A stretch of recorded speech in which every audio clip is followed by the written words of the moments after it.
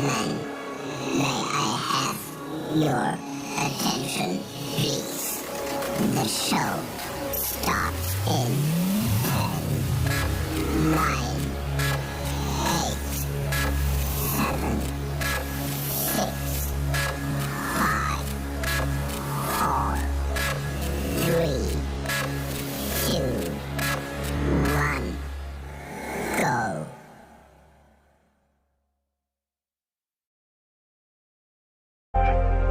Wah, nungguin ya.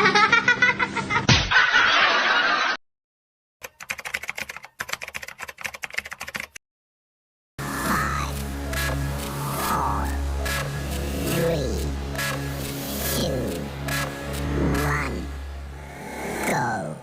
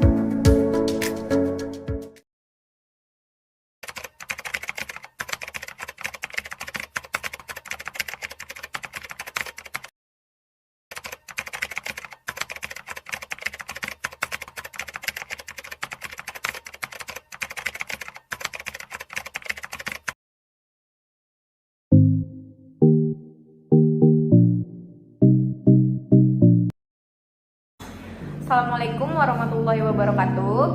Perkenalkan, kami dari kelompok 7, mahasiswa dari Universitas Pelita Bangsa, Fakultas Ekonomi Bisnis dan Ilmu Sosial.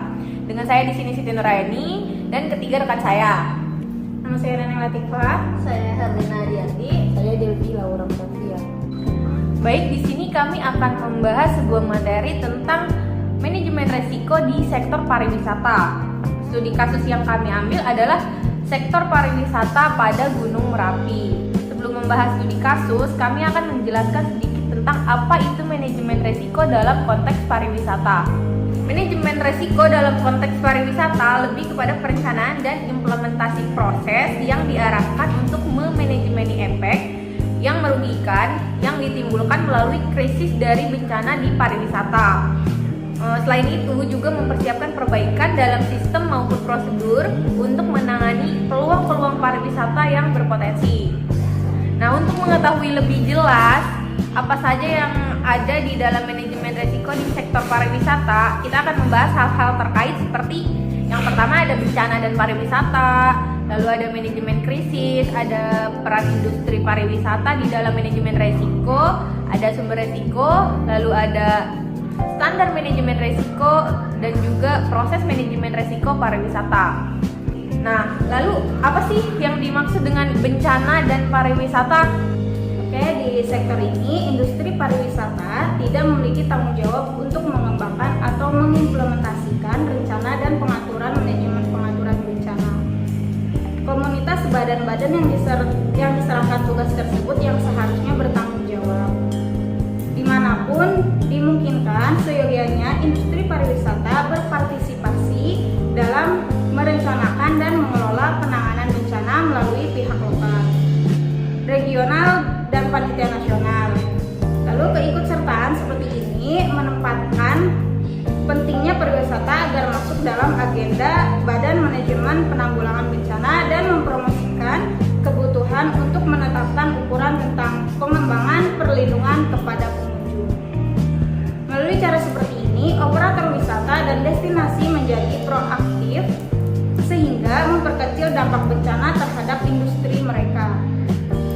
Tak kalah pentingnya, kebutuhan khusus pariwisata tersebut termasuk pengunjung dan pasar dimasukkan pada saat proses perencanaan. Lalu di sini ada pembahasan yang kedua yaitu manajemen krisis. Apa sih yang dimaksud manajemen krisis? Jadi di sini manajemen krisis sendiri definisikan sebagai situasi yang berpotensi untuk menghasilkan dampak dalam jangka waktu panjang terhadap kepercayaan diri di suatu organisasi atau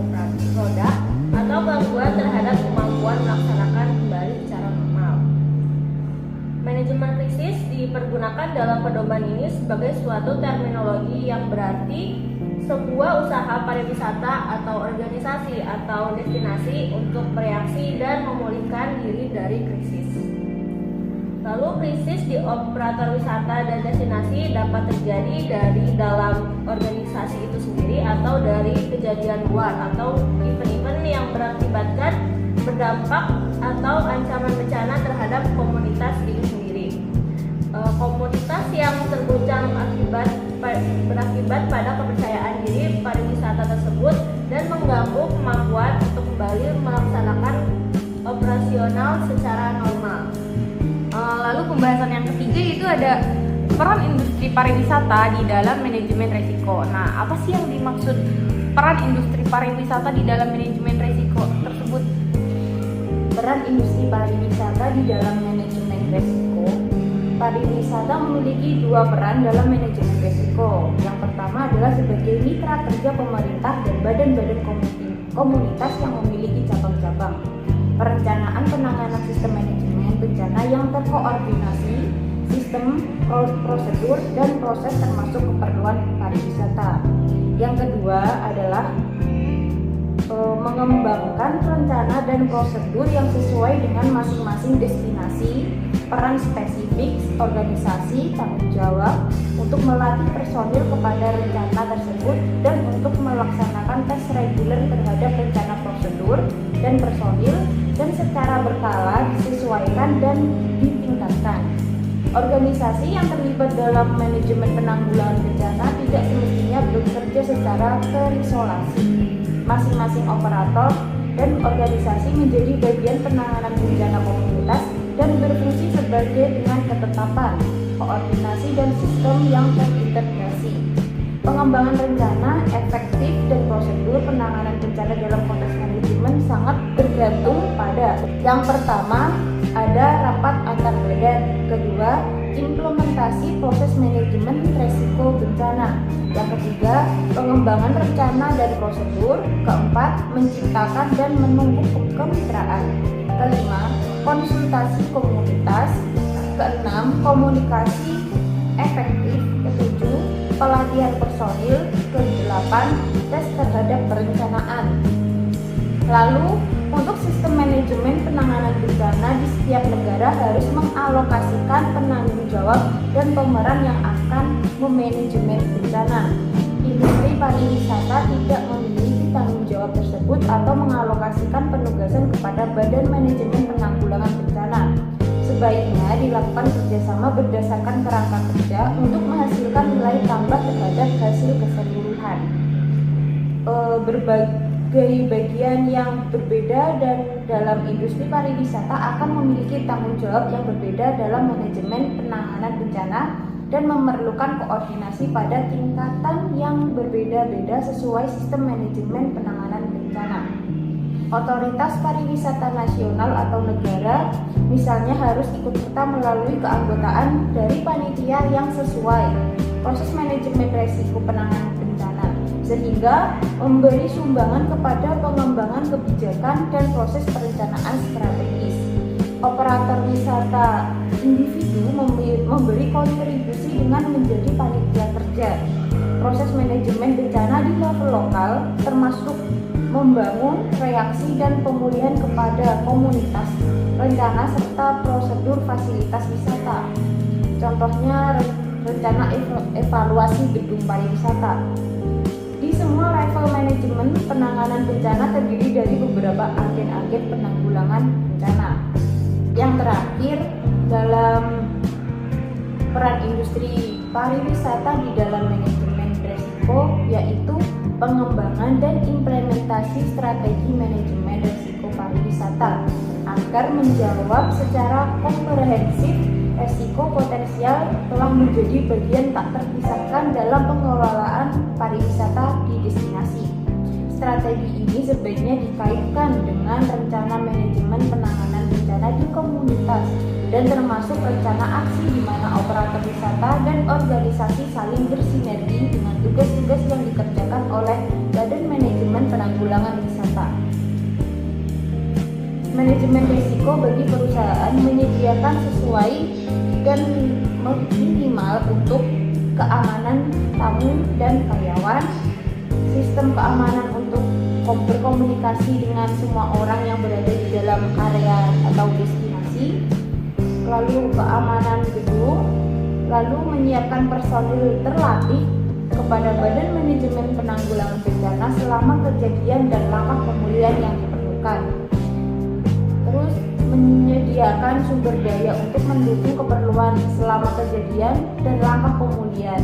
Lalu yang terakhir, prosedur untuk menormalkan keadaan dan menjalankan kegiatan sehari-hari setelah operasi penanganan bencana selesai. Oke, itu tadi adalah pembahasan tentang peran industri pariwisata dalam manajemen risiko. Nah, di dalam manajemen risiko konteks pariwisata ini pasti ada yang menjadi sumber risiko. Nah, yang dimaksud sumber risikonya itu apa sih? Oke, sumber risiko. Kita bahas dulu ya. Dalam keadaan ini, keadaan yang mengandung bahaya dan risiko merupakan dua hal yang berbeda. Hazard atau keadaan yang mengandung bahaya adalah sumber yang mendatangkan bencana terhadap komunitas atau organisasi. Sementara risiko didefinisikan sebagai sebuah kemungkinan terjadi sesuatu yang akan memberikan dampak kepada sasaran. Terjadinya tingkat risiko yang tinggi yang diakibatkan oleh hazard terhadap komunitas. Contohnya atau tingkat risiko rendah kemungkinan yang ditimbulkan oleh hazard. Keadaan yang mengandung bahaya juga dihubungkan sebagai penyebab risiko. Keadaan yang mengandung bahaya sendiri bukan bencana ya. Setiap hazard berpotensi untuk menyebabkan kerugian dan kehilangan bagi komunitas maupun lingkungan. Akan tetapi, dampak hazard belum tentu menyebabkan bencana. Apabila sebuah gempa bumi contohnya terjadi di daerah terpencil dan tidak berpenghuni sehingga tidak menyebabkan kerugian harta benda, nyawa maupun kerusakan fasilitas, maka ini bukan bencana.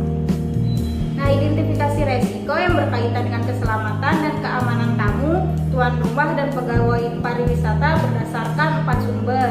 Yang pertama, lingkungan manusia dan institusi. Nah, resiko ini muncul apabila pengunjung menjadi korban atas kejahatan umum seperti pencurian, copet, penganiayaan, perampokan, dan lainnya. Lalu kebrutalan tanpa pilih-pilih dan menjadi sasaran, dan kejahatan terorganisir seperti pemerasan, perdagangan budak, kekerasan, dan lainnya. Yang kedua yaitu ada pariwisata dan sektor terkait. Pariwisata dan sektor terkait seperti transportasi, olahraga, pengecer dapat membahayakan keamanan pengunjung, integritas fisik dan ekonomi melalui yang pertama standar keselamatan yang buruk pada usaha-usaha pariwisata seperti kebakaran, kesalahan konstruksi, dan tidak ada perlindungan anti gempa atau dan lainnya. Lalu ada sanitasi yang buruk dan tidak memperhatikan keberlangsungan lingkungan di masa depan, dan tidak ada tersedianya perlindungan terhadap tindakan di luar hukum, kejahatan, dan kriminal pada fasilitas pariwisata. Lalu ada penipuan dalam transaksi komersial dan lain-lain. Yang ketiga, pengunjung atau pelaku perjalanan individual. Nah, pelaku perjalanan atau pengunjung dapat membahayakan dirinya sendiri, termasuk tuan rumahnya melalui pertama, praktek olahraga dan aktivitas hiburan yang berbahaya, mengemudi dengan ceroboh, dan mengkonsumsi makanan dan minuman tidak aman. Lalu ada berpergian pada saat kondisi kesehatan buruk yang semakin memburuk selama perjalanan dan menyebabkan konflik dan pertikaian dengan penduduk setempat melalui sikap dan tidak sesuai dengan budaya komunitas atau melanggar hukum. Yang terakhir ada pengunjung wilayah berbahaya dan kehilangan barang-barang pribadi, dokumen, uang, dan sebagainya karena kecerobohan. Nah, yang keempat ada resiko fisik dan lingkungan. Kerusakan fisik dan lingkungan dapat terjadi apabila para pelaku perjalanan pertama tidak menyadari karakter destinasi, terutama flora dan fauna. Kedua, tidak mempersiapkan pengobatan yang dibutuhkan untuk melakukan perjalanan seperti vaksinasi dan profilaksis. Yang ketiga, tidak berhati-hati ketika makan atau minum maupun memperhatikan kebersihan pribadi. Yang terakhir itu ada menghadapi situasi bahaya yang ditimbulkan dari lingkungan fisik. Oke, itu tadi adalah pembahasan tentang sumber resiko. Lalu di sini pembahasan yang kelima ada standar manajemen resiko. Apa sih yang dimaksud dengan standar manajemen resiko tersebut? Jadi standar manajemen resiko ini di tahun 1995 di standar 4360/1995 manajemen resiko Australia atau New Zealand terbit. Dikembangkan dengan tujuan agar memberi kerangka kerja untuk kepada organisasi untuk identifikasi, analisa, asesmen, perawatan, dan monitoring risiko. Standar tersebut memungkinkan organisasi untuk memanajemen risiko, memperkecil kerugian, dan memaksimalkan peluang. Standar tersebut diperbaiki pada tahun 1999 dan diperbaharui kembali pada tahun 2004. Adaptasi standar manajemen risiko terhadap bencana atau keadaan darurat standar ANZS 4360/1995 tentang manajemen risiko dapat diaplikasikan di luar konteks organisasi. Proses adaptasi terhadap standar untuk dipergunakan dalam konteks manajemen bencana termasuk menjawab isu-isu sebagai berikut. Yang pertama, standar manajemen risiko berisi proses yang dikembangkan untuk sebuah organisasi dan industri. Tetapi manajemen bencana melibatkan beberapa organisasi yang bekerja dalam konteks sebagai komunitas. Lalu istilah dalam industri. Risiko diukur berdasarkan kemiripan dan konsekuensi keadaan bahaya terhadap organisasi. Melalui pendekatan materialistis khususnya bagi engineering, manajemen bencana menanggapi risiko sebagai fungsi hazard dan rentannya komunikasi. Lebih sebagai pendekatan sosiologi. Proses manajemen risiko penanggulangan bencana dikembangkan di Australia oleh Emergency Management Australia atau EMI dan telah mengalami pengembangan untuk tujuan lain. Nah, itu tadi adalah pembahasan tentang standar manajemen risiko. Lalu yang terakhir di sini ada proses manajemen risiko pariwisata. Gimana sih proses manajemen risiko pariwisata tersebut? Dalam proses manajemen risiko wisata, pedoman ini proses generik manajemen risiko diadaptasi agar lebih spesifik terhadap kebutuhan dan konteks pariwisata. Proses yang dikembangkan adalah untuk destinasi, namun prinsip yang sama dapat diaplikasikan kepada bisnis pariwisata, organisasi yang menjalankan proses manajemen risiko. Gambaran tentang proses manajemen risiko berdasarkan dua macam kegiatan. Yang pertama komunikasi dan konsultasi, serta yang kedua monitor dan kaji ulang. Dan 5 kegiatan utama yaitu menetapkan konteks, identifikasi risiko, analisa risiko, evaluasi risiko, dan penanganan risiko. Nah, itu tadi pembahasan sedikit tentang materi manajemen risiko dalam konteks pariwisata. Lalu selanjutnya itu kita akan membahas tentang studi kasus manajemen risiko dalam sektor pariwisata. Di sini yang kita ambil adalah manajemen risiko erupsi Merapi terhadap pariwisata. Gunung Merapi termasuk salah satu gunung api teraktif di Indonesia yang secara geografis terletak pada posisi 7 derajat 32,5 lintang selatan dan 110 derajat 26,5 bujur timur, dan secara administratif terletak di Kabupaten Sleman, Daerah Istimewa Yogyakarta, Kabupaten Magelang, Kabupaten Boyolali, dan Kabupaten Klaten di Provinsi Jawa Tengah. Gunung Merapi merupakan salah satu tujuan wisata unggulan di Yogyakarta. Kegiatan pariwisata yang memanfaatkan keindahan panorama, keanekaragaman sumber daya dan alam serta budaya yang berkembang di sekitar gunung api menjadi daya tarik tersendiri bagi para wisatawan sehingga mampu mendatangkan ratusan ribu wisatawan setiap tahunnya. Hal ini memberikan peluang yang besar bagi penduduk sekitar Merapi untuk memperoleh pendapatan, misalnya dengan menjadi guide dan mengembangkan usaha kuliner dan souvenir serta membuka villa atau hotel. Akan tetapi, Gunung Api Merapi juga mempunyai catatan sejarah besar yang cukup sering bererupsi. Sampai tahun 2010, erupsi Gunung Merapi sudah tercatat 84 kali kejadian dengan selang waktu letusan kisaran antara 1 hingga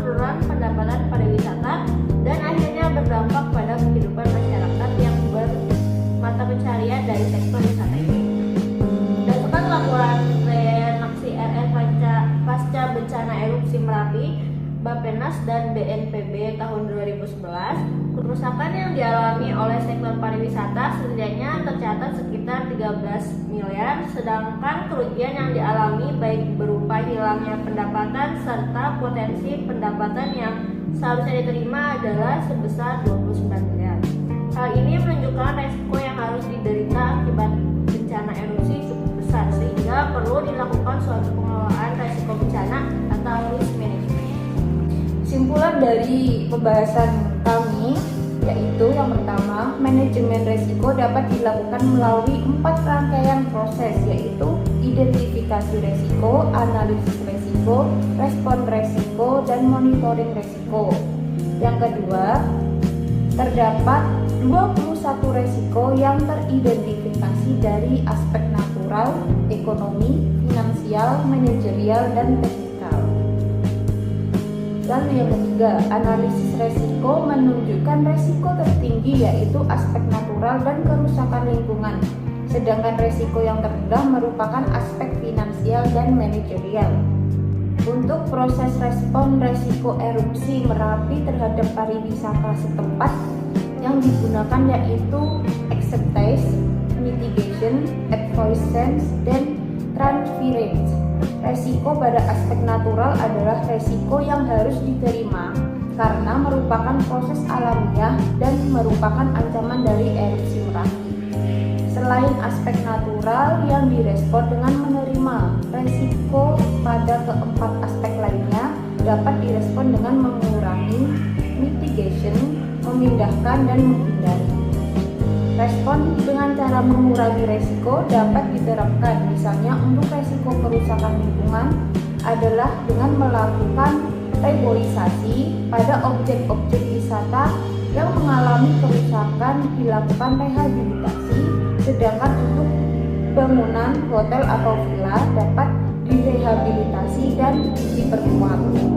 Respon resiko dengan cara menghindari, misalnya pada resiko penurunan jumlah wisatawan dan penurunan pendapatan dapat dilakukan dengan peningkatan promosi dan publikasi. Sedangkan respon resiko dengan cara memindahkan, misalnya pada resiko penurunan produktivitas pariwisata dan timbulnya pengangguran, maka dapat diterapkan strategi yang melibatkan pihak ketiga seperti mendatangkan ahli tata ruang untuk penataan kembali lokasi pariwisata dan mengadakan pelatihan keterampilan.